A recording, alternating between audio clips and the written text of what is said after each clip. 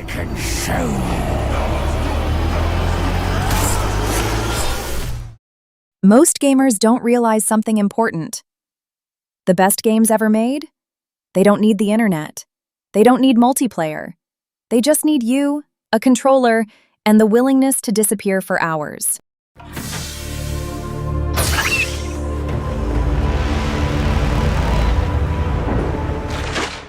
Hey everyone, welcome back to Hidden Level Lore. You're hearing an AI voice today because we've got 10 games to power through, and honestly, this list is packed. Look, offline games for PC get a bad reputation. People think no internet means boring indie platformer. Wrong. Dead wrong. We're talking about single-player masterpieces that'll consume your entire existence. Whether you're looking for best offline games 2025, games to play when bored, or just pure escapism that doesn't require fiber optic cables, these 10 deliver. Before we dive in, smash that subscribe button if you love single-player stories that actually matter. And comment below, which offline game ruined your sleep schedule? I'm betting Baldur's Gate 3 shows up in those comments. Let's count down the 10 best offline games that prove you don't need multiplayer to have a legendary time.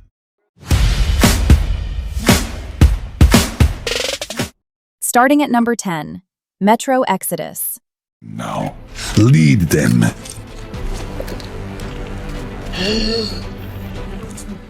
So this game drops you on a train traveling across post-nuclear Russia. You're escaping Moscow, searching for hope, and everything's trying to kill you. Stealth, shooting, survival, all wrapped in this desperate narrative about refugees. What makes Metro work? The atmosphere is suffocating in the best way.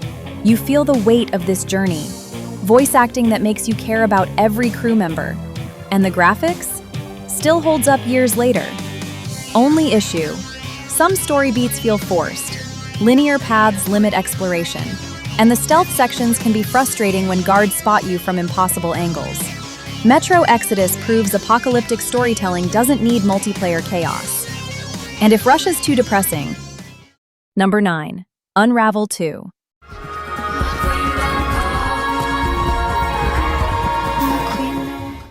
Two adorable yarn creatures solving puzzles through cooperation. Sounds cute, right? It is, but it's also genuinely emotional. You're literally connected by yarn. One can't move without the other. Mechanics that teach you about reliance and partnership. Environments that make you go, how is this even made of yarn? Soundtrack that'll make you feel things. Real talk though, it's short. Very short. 5 hours and you're done.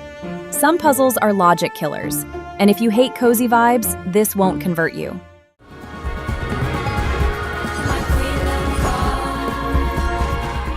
Unravel 2 reminds us that offline games don't need to be gritty or dark. Which brings us to something definitely dark. Number 8, Shadow of Mordor. You're a ranger haunted by an ancient elf ghost, fighting orcs across Mordor. And here's the thing. The orc nemesis system actually works. All over Mordor, I have seen Sauron's sons. Enemies remember you. They have rivalries. They get promoted when you fail to kill them. Combat feels brutal and satisfying. Stealth works if you're smart. Skill trees that actually matter. And it respects Tolkien's world without drowning you in lore. Claim the head yourself. But the story gets convoluted fast. Difficulty spikes hit like a truck. Some side quests feel like busy work.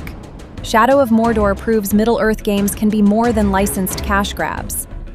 Now, if dark fantasy isn't your speed, the next entry might surprise you.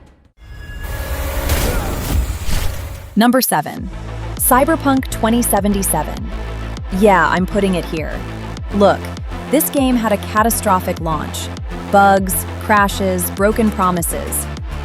But 3 years of patches later, it's actually incredible. V's story hits different now. Romance options feel genuine. Side quests tell stories better than most games' main plots. Night City is a character itself. The Phantom Liberty expansion? Masterclass in espionage storytelling. It's a city of dreams, and I'm a big dreamer. Real talk, it's still buggy sometimes. Graphics demand beefy hardware, and if you played at launch, that betrayal stings. But Cyberpunk 2077 proves redemption arcs aren't just for games, they work for studios too. Speaking of worlds you can escape into, number 6, The Elder Scrolls IV: Oblivion.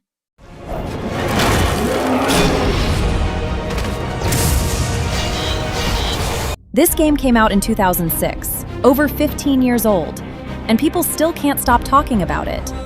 Skyrim gets all the hype, but Oblivion? This is where the formula clicked. Morrowind was confusing, but Oblivion made open-world fantasy accessible without dumbing down the experience. Every NPC has a voice. Every cave has a story. You can become literally anything. The Dark Brotherhood questline is still legendary. Main story with Patrick Stewart.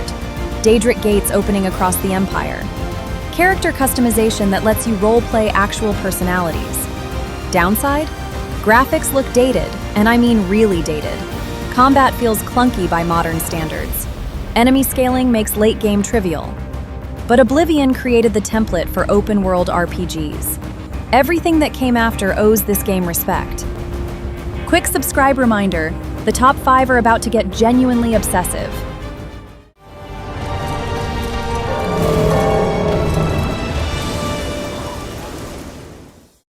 Number 5, Subnautica.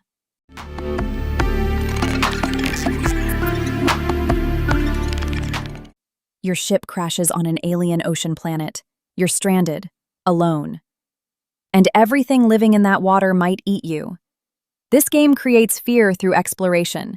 You descend into darkness, each level revealing something new and horrifying. Base building becomes therapy, creating safe spaces in a nightmare ocean. Story unfolds through PDA logs from previous explorers. Data fragments slowly reveal what happened to this planet.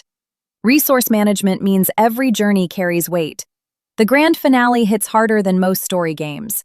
Soundtrack that's simultaneously beautiful and terrifying. Concerns? Performance issues on some systems. Stories paced slow intentionally, which frustrated people wanting action. And the ending polarizes players. Subnautica proves survival games work better when they're lonely. From underwater loneliness to roguelike godliness. Number 4, Hades 2. This is an opportunity for you to make a better future for us all. Early access masterpiece that keeps improving. Malinois escaping the underworld, building power through repeated runs. Roguelike structure that actually respects your time. Runs stay fresh for hundreds of hours. Combat feels weightless and responsive. Every weapon handles completely differently. Narrative unfolds through relationships with gods and NPCs. Repeated runs reveal character depth. Art style influences Greek mythology without copying homework. Soundtrack, absolutely otherworldly. Voice acting captures genuine personality for every character. Real talk, still in early access. Some story elements incomplete. Difficulty curves weirdly. And roguelikes aren't for everyone. Repetition kills it if you need narrative progress. But Hades 2 proves that roguelikes can have souls, can matter emotionally. Which brings us to something operating at a completely different scale. Number 3, Red Dead Redemption 2.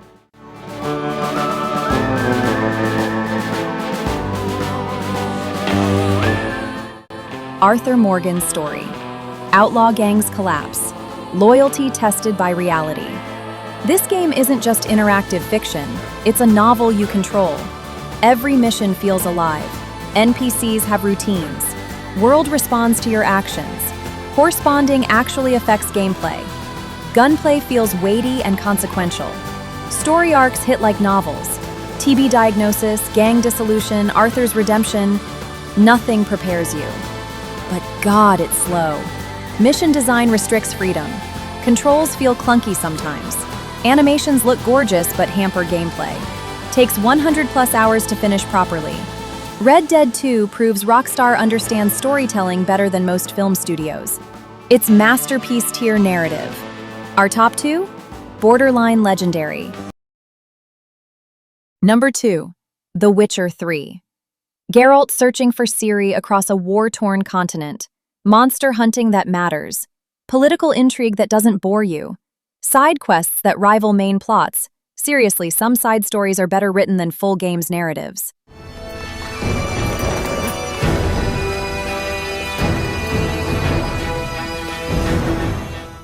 Romance options with actual chemistry and consequences. Bloody Baron questline haunts you for weeks. 3 distinct endings based on your choices. Combat evolved perfectly from previous games. DLC expansions that expand the world meaningfully. Voice acting captures every character's essence. Graphics that still astound. Concerns? Controls feel weird at first. Story assumes you've played previous games. Some dialogue is unnecessarily long. Performance demands respect. But Witcher 3 proved that open-world games could have legitimately complex storytelling. And then there's the number 1. Number 1. Baldur's Gate 3. Secret. Find out what it is that makes him invincible so we can strip him of his advantage. This game lets you break everything. Every puzzle has 17 solutions. Every quest can end differently. Your choices matter, actually matter, in ways that terrify developers because it means infinite playthroughs. Character relationships develop naturally through dialogue.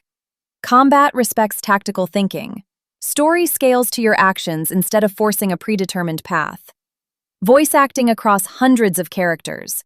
Writing that captures D&D's unpredictability while maintaining narrative coherence. First playthrough?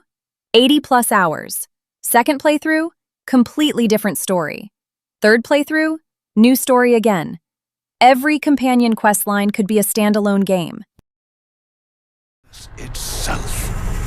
How would you feel about helping me kill some evil bastards?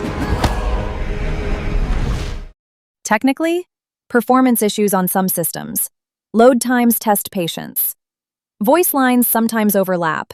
Controller support feels clunky compared to keyboard. But Baldur's Gate 3 is what happens when developers respect player agency completely. It's not just the best offline game here. It might be the best RPG ever made. The rest, perhaps, is. So there you have it. 10 offline games that prove you don't need Wi-Fi to have legendary experiences. From desperate survival in Russia to godlike choices in Forgotten Realms, these games understand what single-player stories can do. No multiplayer noise, no battle passes, just pure, unfiltered narrative and gameplay. Remember that hook? Internet crashes, most people panic, gamers smile. Because they've got Baldur's Gate 3, Witcher 3, or Red Dead waiting. Which offline game just became your next obsession? Comment below, seriously, I read everything. Subscribe if you love single-player stories that actually consume your life. Share this with someone whose internet's about to fail them. Thanks for watching. Now excuse me, I've got like 200 more hours of Baldur's Gate 3 waiting. See you next time.